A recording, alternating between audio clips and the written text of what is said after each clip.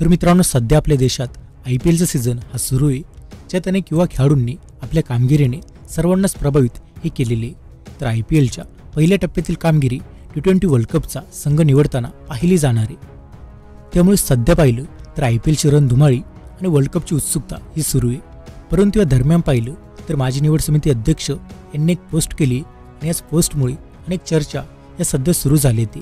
तर मग याच पोस्टमुळे असं म्हटलं जाते की हार्दिक पांड्याला T20 वर्ल्ड कप संघातून वगळलं जाऊ शकतं। मग अशात हार्दिक पांड्याला T20 वर्ल्ड कप संघामध्ये स्थान मिळणार का, त्याबद्दल सविस्तर माहिती आपण व्हिडिओत पाहणार आहोत। त्यामुळे व्हिडिओला तुम्ही शेवटपर्यंत नक्कीच पहा आणि जर चॅनेलवर नवीन असाल तर आत्ताच खाली लाल बटन दाबून चॅनेलला सबस्क्राईब करा।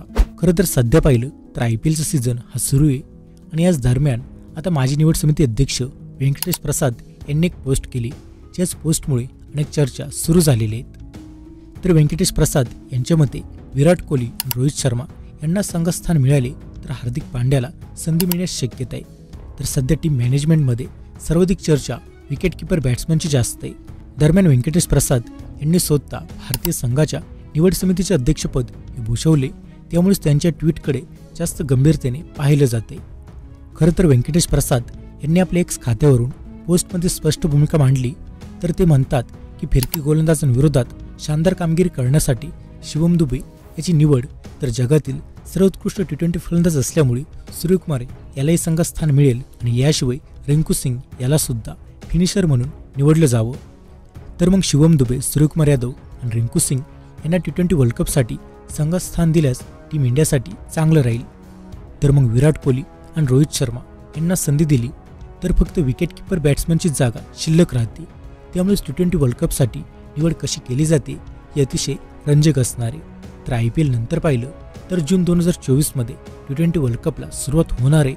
तर मग वर्ल्ड कपसाठी टीम निवडण्याची मुभा तारीख पाहिली तर 1 मे पर्यंत ICCने ठेवलेली आहे, ज्यात रिपोर्टनुसार 20 कडून एप्रिलच्या अखेरच्या आठवड्यात भारतीय संघाची निवड केली जाणार आहे। तर 25 मे पर्यंत संघात एक बदल करण्याची सूट देण्यात आलेली आहे। दरम्यान IPLमध्ये कोण कशी कामगिरी करतो याकडे भारतीय निवड समितीचं बारकाईने लक्ष आहे, ज्यामुळेच T20 वर्ल्ड कपसाठी टीम निवडताना IPLमधील कामगिरी ही पाहिली जाईल आणि त्यानुसार खेळाडूंना संधी दिली जाऊ शकते।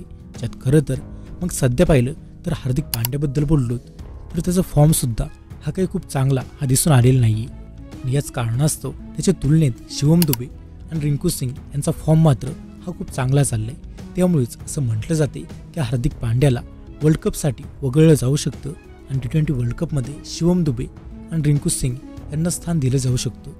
तर मग अशात तुम्हाला काय वाटते, T20 वर्ल्ड कपसाठी कोणत्या नवीन खेळाडूंना संधी द्यायला हवी ते कमेंट करून नक्कीच सांगा। माहिती आवडल्यास व्हिडिओ लाईक करा आणि तसेच मित्रांनो, 10 वर्षांनंतर सेल T20 लीग ही पुन्हा सुरू होऊ शकते यावर चर्चा सुरू आहे। त्याबद्दल सविस्तर माहिती तुम्हाला पाहायची असेल तर आमचा हा व्हिडिओ नक्कीच पहा।